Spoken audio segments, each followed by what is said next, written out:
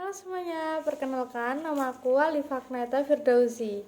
Aku akan membacakan resensi yang sudah aku buat dari buku yang sudah aku baca yang berjudul Sagu dan Olahan Khasnya.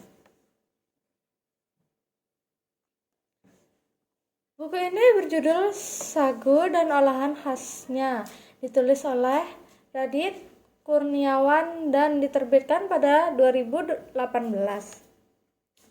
Buku ini sengaja ditunjukkan untuk anak SD kelas 4 sampai kelas 6.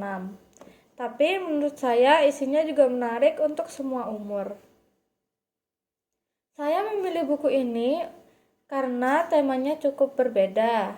Biasanya kita hanya mendengar nasi sebagai makanan pokok, tapi ternyata ada sagu yang juga punya peran besar dalam sejarah dan kehidupan masyarakat Indonesia, khususnya di wilayah timur. Penulisnya adalah seorang guru yang pernah tinggal di Papua, jadi wajar kalau ia paham benar bagaimana sagu itu begitu penting bagi masyarakat di sana. Itu membuat buku ini terasa lebih nyata, bukan sekedar teori. Buku ini menjelaskan banyak hal, mulai dari pengenalan pohon sagu, cerita rakyat Papua tentang asal-usul sagu, sampai cara pengolahannya menjadi berbagai makanan khas. Ada papeda, kue sagu lempeng, bagea, bubur sagu, sampai sagu mutiara. Bahasanya ringan, sering diselingi sapaan seperti kawan. Jadi terasa akrab dan gampang dimengerti. Diselipkan juga resep-resep sederhana yang bikin pembaca pingin coba sendiri di rumah.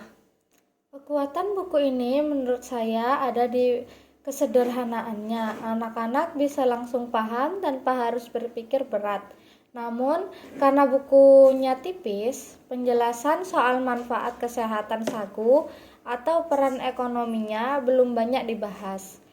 Kalau hal itu ditambahkan, pasti lebih lengkap. Jujur, setelah membaca buku ini, saya merasa jadi lebih menghargai makanan lokal. Selama ini saya pikir makanan itu ya hanya nasi. Ternyata sagu juga bisa jadi sumber energi yang baik. Yang bikin menarik adalah olahan sagunya beragam sekali dan punya cerita masing-masing.